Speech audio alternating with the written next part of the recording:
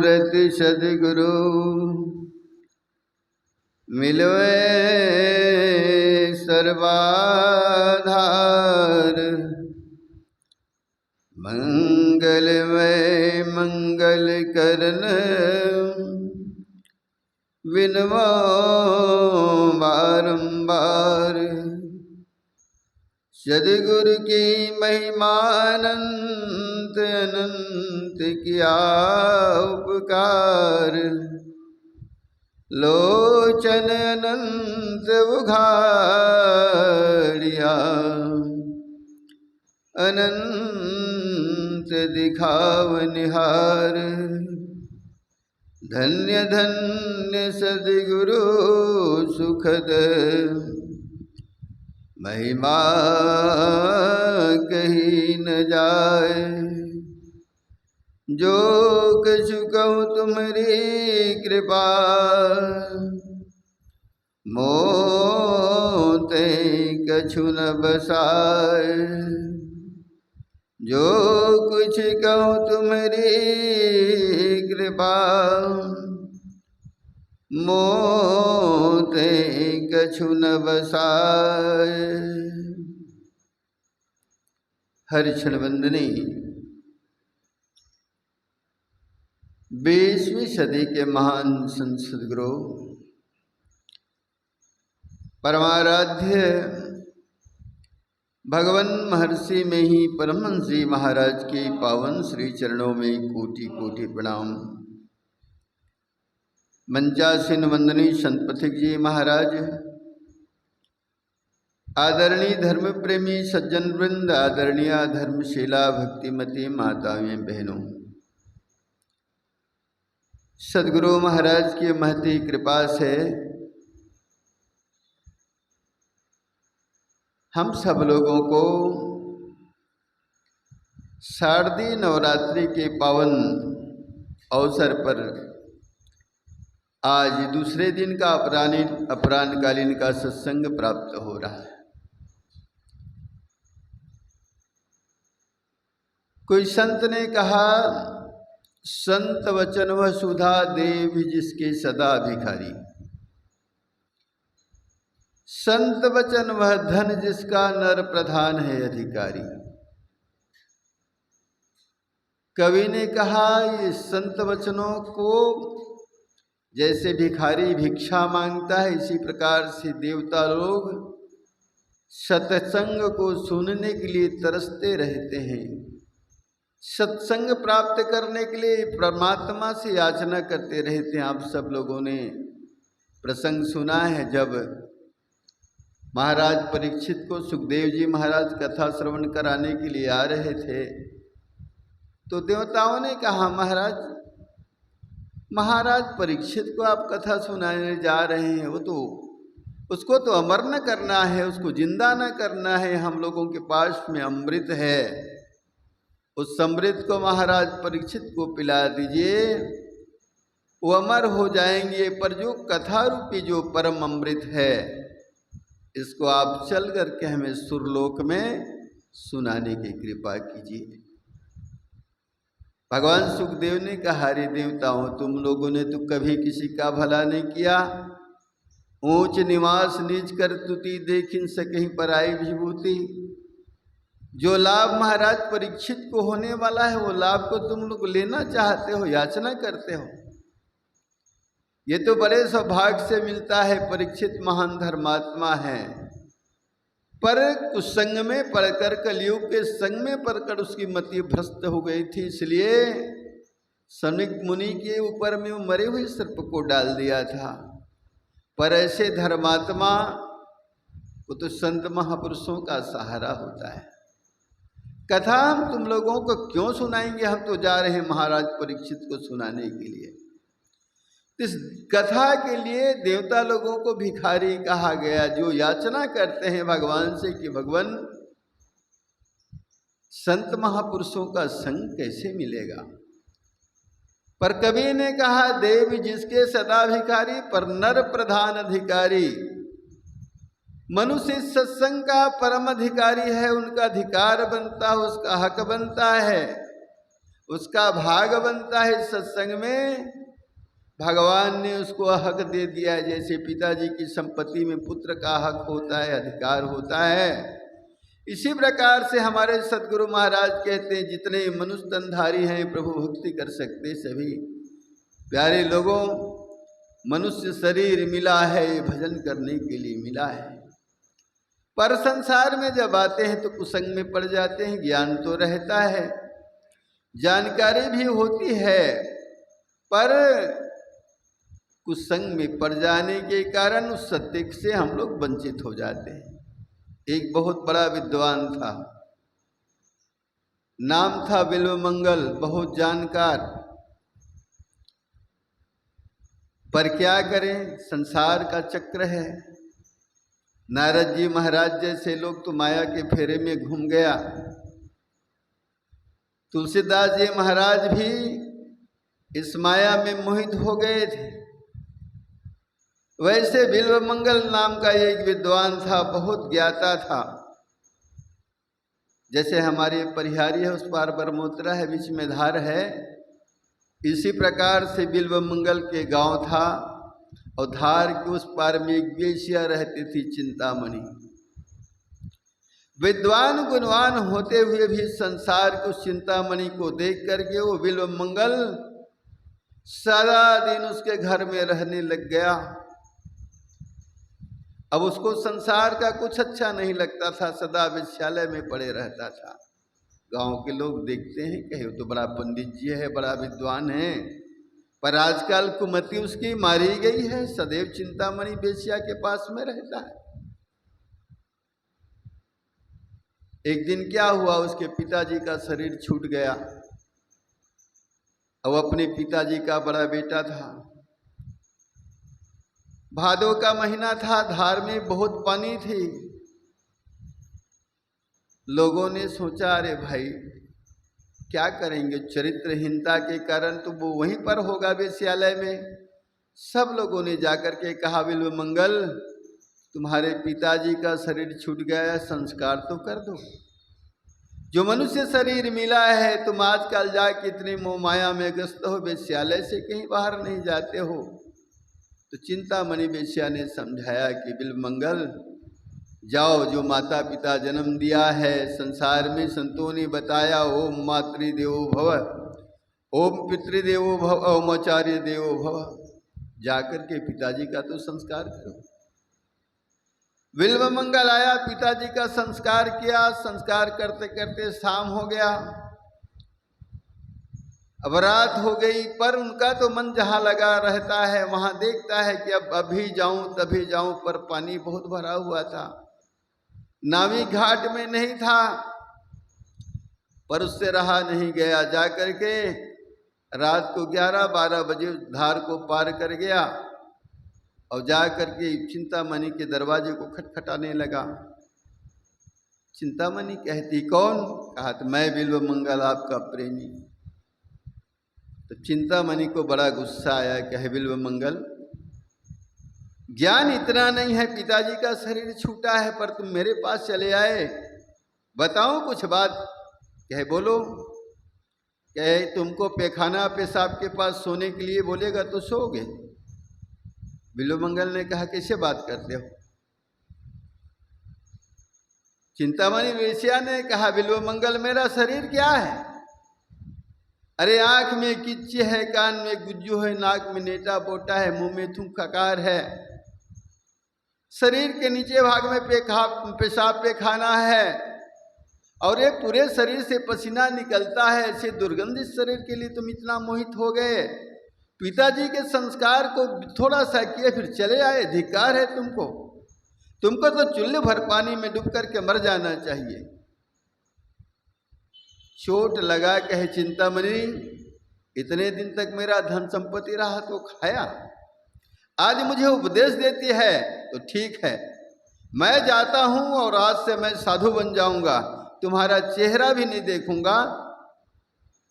वहां से कह करके आया, साधु का रूप बनाया, धोती को फाड़ करके उपीन बना लिया, पर संत महापुरुषों का संग तो नहीं किया था।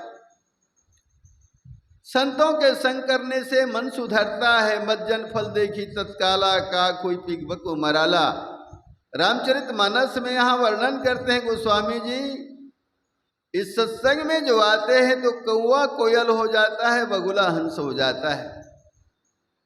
पर किसी ने कौवा को कोयल होते नहीं देखा होगा और बगुला को हंस होते नहीं देखा। पर संत महापुरुषों ने समझाने की कृपा की। देखते हैं कौवा जो है कभी छत के ऊपर में बैठता है, बिल्डिंग के ऊपर में बैठता है, कभी नीचे में बैठता है।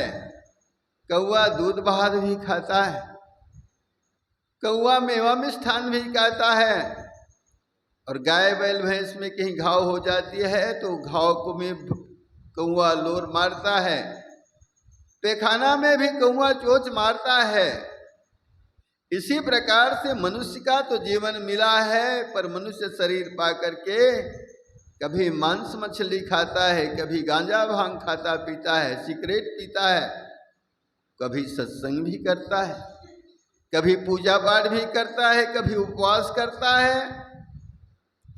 ऐसे जो कौवा के समान जिसका चरित्र बिगड़ा हुआ होता है, वो व्यक्ति अगर संत महापुरुषों का एक आध 2 दिन 2-4 दिन अगर सत्संग करेगा तो जरूर उसमें मज्जन करने से, स्नान करने से उस जीवन में परिवर्तन आ सकता है। कौवा जैसे चरित्र वाले लोग भी कोयल के समान बोलने वाले महान हो सकते हैं। बिल्व मंगल साधु का वेश बनाया, पर देखते हैं संत महापुरुषों का जो वेश रहता है तो लोग उसको बहुत आदर देते हैं, बहुत प्रणाम करते हैं। बिल्व मंगल साधु का रूप बना करके संसार में भ्रमण करने लगा, सब लोग प्रणाम करने लगे। पर पुराना जो उनका चरित्र था, वेश्यालय में रहने का, वो संस्कार सत्संग के बिना मिटता नहीं था। एक सुंदर सेठानी माता जी एक दिन बिल्व मंगल का पूजा करने के लिए आई और बहुत आरती पूजा की, अर्चना वंदना किया। माता जी ने रुपया कपड़ा सब भेंट किया। पर पूर्वार्जिता विद्या पूर्वार्जितम धनम पूर्वार्जितम पुण्यम अग्रे अग्रे धावती। देखते हैं पूर्व जन्मों की पुण्य से लोग सत्संग को प्राप्त करते हैं। पूर्व जन्मों का जिसके पास पुण्य होता है वो धनवान होते हैं, पूर्व जन्मों की कमाई से विद्वान होते हैं। बिल्व मंगल विद्वान तो था, पर उसका जो कुसंस्कार था नहीं मिटा था। माता जी ने पूजा किया, बिल्व मंगल आसक्त हो गया। कहा ये तो बहुत अच्छा मानती है मुझको, क्यों नहीं इसके दरवाजे पर चला जाए। शाम को सेठानी के यहाँ चला गया, बस काम में विभोर हो गया। उसके शरीर को देख करके मोहित होकर के चला गया। जैसे दरवाजे पर जाता है वो माता जी देखती हैं कि बाबा जी मेरे दरवाजे पर आ गए, तो अंदर ले जा करके आसन लगाते हैं, चरण धुलाते हैं, आरती पूजा करते हैं कि हे बाबा जी कहो क्या आदेश है। तब बिल्व मंगल का ज्ञान खुलता है। वो मैं तो साधु का रूप बनाया हूं, पर ये माया जो है मुझे मोहित कर रहा है। सदगुरु महाराज कहते मायाबद्ध जीव आवागमन के चक्कर में पड़ा रहता है। सत्संग के अभाव में ये जीवात्मा संसार में भटक रहा है। इसलिए किसी को पूछिएगा तो कहते हैं क्या करेंगे बाबा, हम गृहस्थ में माया में हैं। संत महापुरुष कहते तुमको विषय भोगने का लाइसेंस मिल गया है क्या? अपने आप को विषय भोगी, अपने आप को माया भी बताते हो। अरे तुम तो वो हो ईश्वरंश जीव अविनाशी चेतनमल सह सुख राशि। बिल्व मंगल को ज्ञान हुआ जिस माता जी ने मेरी पूजा की, आज मैं उसके दरवाजे पर काम कलुषित होकर के आया हूं, तो पर भी उन्होंने मेरा चरण धुलाया, आरती पूजा की। अरे अभागा बिल्व मंगल, चुदिस आंख से देख रहा है, उसी आंख को संसार से अच्छे ढंग से नहीं देख रहा है। तो माता जी ने कहा गुरुदेव क्या सेवा किया जाए? तो कहे माता जी आप अगर प्रसन्न हैं तो 2 सुई ला करके मुझको दे दीजिए। तो माता जी सोच विचार नहीं किया, बोले कि साधु महात्मा है, गुदड़ी वगैरह सीते होंगे, या तो फटे कपड़े वगैरह सिलाई करते होंगे, इसलिए महाराज सुई मांग रहे हैं।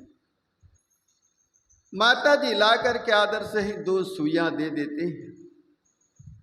बिल्व मंगल दोनों सुई हाथ में उठा करके कहते हैं, अरे आँख, आज तक तूने संसार में सबके शरीर में माता पिता का दर्शन नहीं किया, भगवान का दर्शन नहीं किया। काम कलुषित होकर इस माता जी के दरवाजे पर आ गया, आज तुझे दोनों आँख को मैं दंड दूंगा।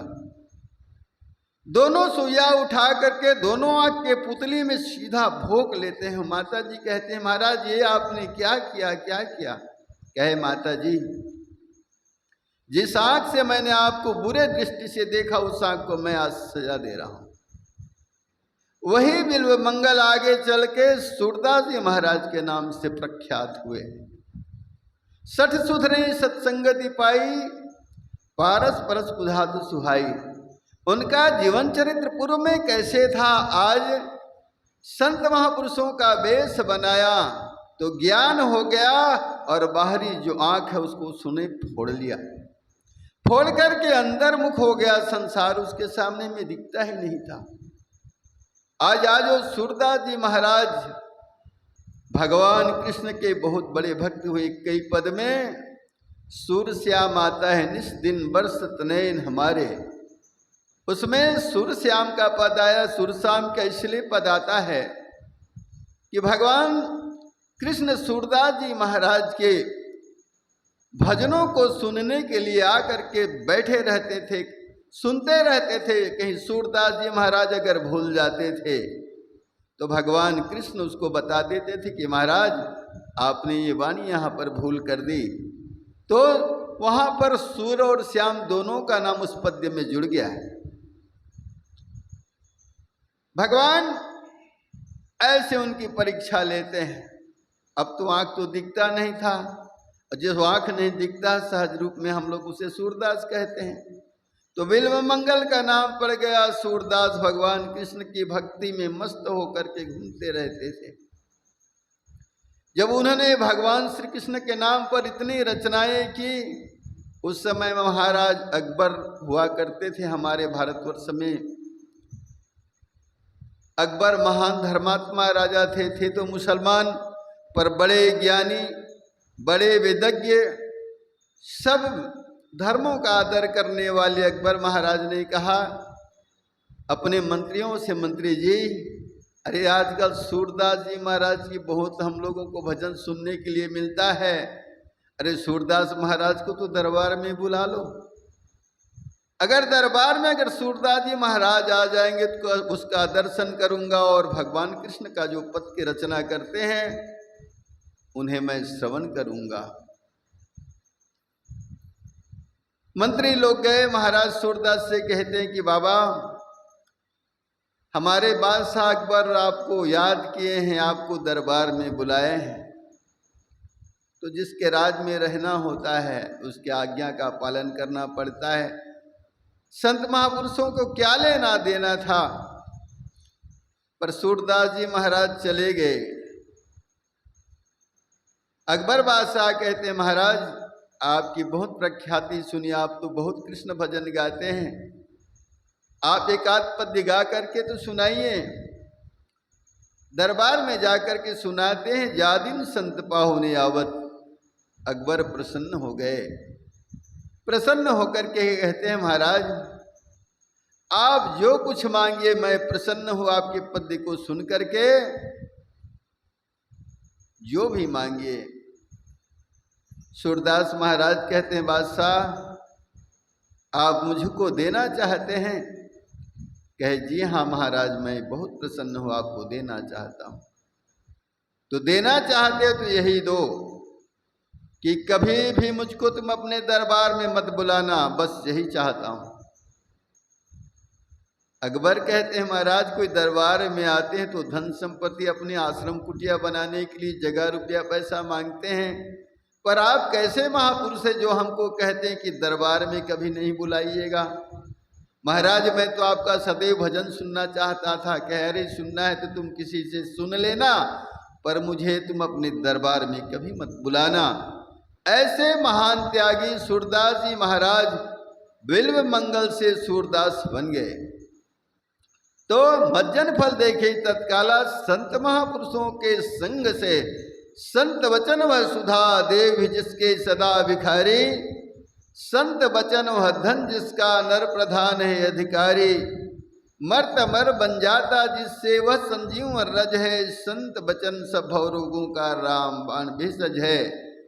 एक लुटेरा था जो वन में मान संत की वाणी, वाल्मीकि बन गए आदि कवि भुवन विदित विज्ञानी। तो संतों का संग से देखते हैं रत्नाकर जैसे डाकू, वाल्मीकि मुनि बन के रामचरितमानस जैसे महाकाव्य की रचना की, अंगुली माल जैसे बहुत बड़ा हत्यारा भगवान बुद्ध के दर्शन करके भगवान बुद्ध के भिक्षु बन गए। इसलिए संतों की महिमा है, संतर्शन की महिमा है, सत्संग की महिमा है। सठ सुधरे सत्संगति पाई। जो हमारा मन सठता में है, मूर्खता में जो संसार में भ्रमण करता है, अगर सच्चे दिल से हम लोग अगर सत्संग करेंगे तो सूरदास जी महाराज के जैसे, गोस्वामी तुलसीदास जी महाराज के जैसे, रत्नाकर के जैसे, अंगुली माल के जैसे हम लोगों का जीवन भी पवित्र हो सकता है।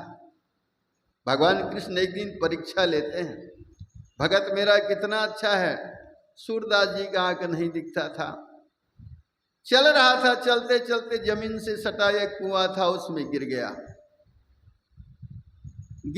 तो पुकारा कि निकालो निकालो, पर सूरदास जी ने कभी नहीं कहा मुझे निकालो। भगवान कृष्ण देखते हैं ये तो परम भक्त है, गिर भी गया कुआं में, पर निकालने की कोई बात नहीं करता है।